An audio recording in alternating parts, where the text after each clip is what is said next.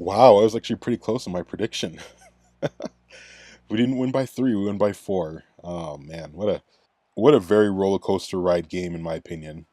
Lots of ups and downs, but at the end of the day, a win still win. So it may not be a clean win, it may not be a pretty win, but it's still a win. So um, okay, let's get into it. So there's this roughing the passer penalty. I think it was like their first drive that the Browns had.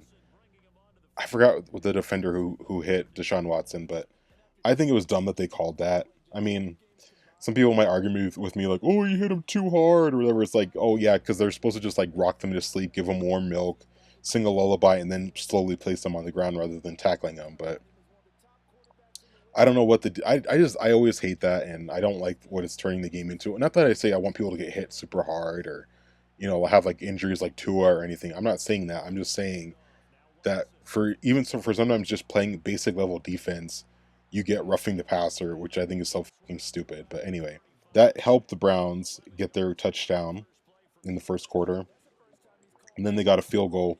We weren't able to do crap in the first quarter. I think we had like two or three and outs. We weren't able to really do crap in the first quarter. Second quarter, Trey Tucker gets a touchdown. We get a field goal, which is pretty good. We also held the defense stepped up a little bit, and the Browns didn't score in the second or no, they didn't score in the second or the third quarter. Third quarter, defense steps up again. Trevor Morig gets an interception when it bounces out of Amari Cooper's hands, and I thought it was just so funny how it bounced off Amari Cooper's hands. Not that I have anything against Amari Cooper, but it's more like when like former like prominent Raider players go to other teams. I just don't want them to win against us. Like you could do what you want on your own time, but when you're playing the Raiders, you're gonna lose. Like that's why it kind of irritated me, like with Khalil Mack, like how he did well against us or whatever. So I don't know, maybe that's like a little petty on my part, but that's how I am. Like I'm like, okay, beat other teams, but don't beat us. I don't care. The real interesting thing, I don't think we faced them this season. Do we face? Oh, it's gonna bug me. Hold on, let me see. I gotta see if we face the Saints this season. I don't think we do. Oh crap, we do. We do play them. December 29th. Oh god.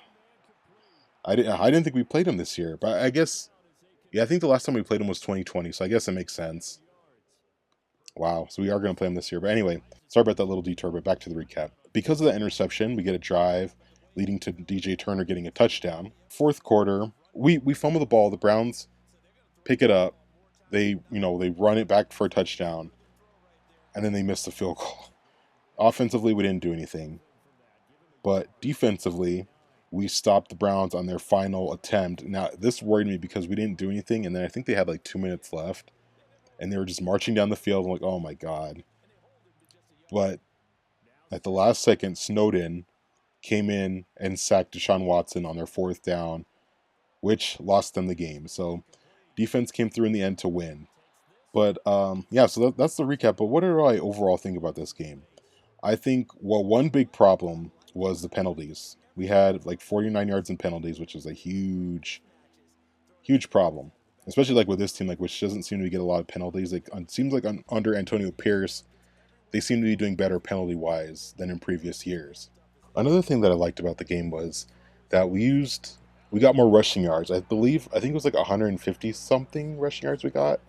Um, but this is the most rushing yards we've had in a game all season, I believe, which is something that I even stressed like last time and I think the time before that. It's like throwing is great, but we can't just rely on that. We need to be able to run the ball as well.